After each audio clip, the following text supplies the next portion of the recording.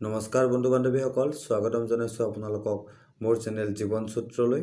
বন্ধু বান্ধৱীসকল, আজিৰ ভিডিঅ'ত মই আপোনালোকৰ কাৰণে লৈ আহিছোঁ অগ্নিহোত্ৰ কৰ্ম কি সেই বিষয়ে, আৰু অগ্নিহোত্ৰ কৰ্মৰ কেনেকৈ কৰে আৰু সেই কৰ্মৰ লাভালাভ কি সেই বিষয়ে।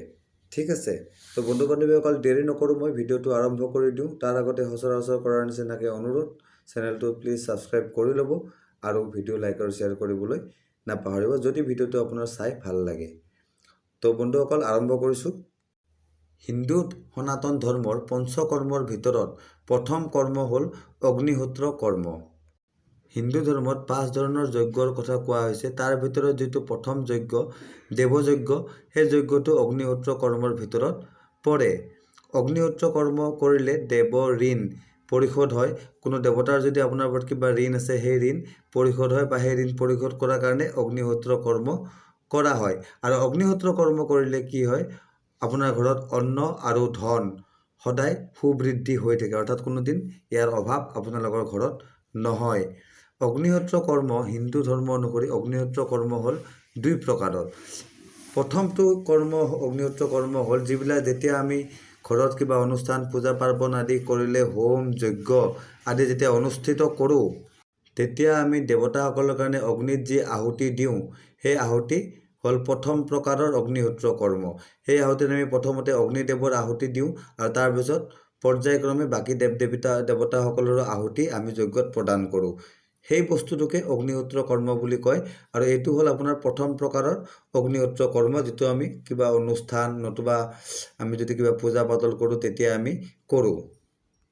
আৰু দ্বিতীয় প্ৰকাৰৰ অগ্নিহোত্ৰ কৰ্ম হ'ল যেতিয়া আমি আমাৰ দৈনিক খান পানৰ কাৰণে খাদ্য সম্ভাৰ প্ৰস্তুত কৰোঁ। যি জুইত আমি আমাৰ খাদ্য সম্ভাৰ প্ৰস্তুত কৰোঁ, আমাৰ খাদ্য সম্ভাৰৰ পৰা যদি প্ৰথম অলপমান ভাগ যদি আমি সেই জুইক অৰ্পণ কৰোঁ, সেই কাৰ্যটোক কয় অগ্নিহোত্ৰ কৰ্ম বুলি। আৰু এনে কৰিলে কি হয়, অগ্নি দেৱতা প্ৰসন্ন হয়, লগতে সকলো দেৱ দেৱতা আপোনাৰ ওপৰত প্ৰসন্ন হয়। ঠিক আছে, আৰু অন্নপূৰ্ণা দেৱী আপোনাৰ ওপৰত প্ৰসন্ন হয়, আৰু তেখেতৰ সুদৃষ্টিৰ ফলত আপোনাৰ ঘৰত কেতিয়াও কোনো ধৰণৰ অৰ্থক লৈ অনাটন নহয়। অৰ্থাৎ আপোনালোকৰ ঘৰত অৰ্থ বা ধনৰ কেতিয়াও অভাৱ নহয়, অন্নৰ কেতিয়াও অভাৱ নহয়, আপোনালোকৰ পৰিয়ালৰ সদস্যসকলৰ মাজত কেতিয়াও ধনৰ অভাৱ নহয়। ঠিক আছে, তো বন্ধু বান্ধৱীসকল, আজি ক'লোঁ 2 প্ৰকাৰৰ অগ্নিহোত্ৰ কৰ্মৰ কথা। অগ্নিহোত্ৰ কৰ্মক আমি হোম যজ্ঞ বুলিও জানো, কিন্তু হোম যজ্ঞ কৰাটো অগ্নিহোত্ৰ কৰ্মৰ ভিতৰত পৰে। সেইটো হ'ল অগ্নিহোত্ৰ কৰ্ম কৰাৰ প্ৰথম বিধান। আৰু দ্বিতীয় বিধানটো মই যিটো ক'লোঁ, এইটো আমি ঘৰত সুখ সমৃদ্ধিৰ কাৰণে আমি দৈনন্দিন কৰিব পাৰোঁ, বা সপ্তাহত এদিন বা 2 দিন আমি নিশ্চয় কৰিব পাৰোঁ। আৰু এনে কৰিলে কি হয়, মই অলপ আগতে ক'লোৱেই, দেৱী অন্নপূৰ্ণাৰ আশীৰ্বাদ আমি প্ৰাপ্ত কৰিবলৈ সক্ষম হওঁ। তো বন্ধু বান্ধৱীসকল, আশা কৰিম ভিডিঅ'টো আপোনালোকৰ ভাল লাগিব। যদি ভিডিঅ'টো ভাল লাগিল তেতিয়াহ'লে লাইক আৰু শ্বেয়াৰ কৰিবলৈ নাপাহৰিব, আৰু চেনেলটো যদি এতিয়ালৈকে ছাবস্ক্ৰাইব কৰা নাই, ছাবস্ক্ৰাইব কৰি ল'ব। তো আজিলৈকে ইমানেই, ধন্যবাদ।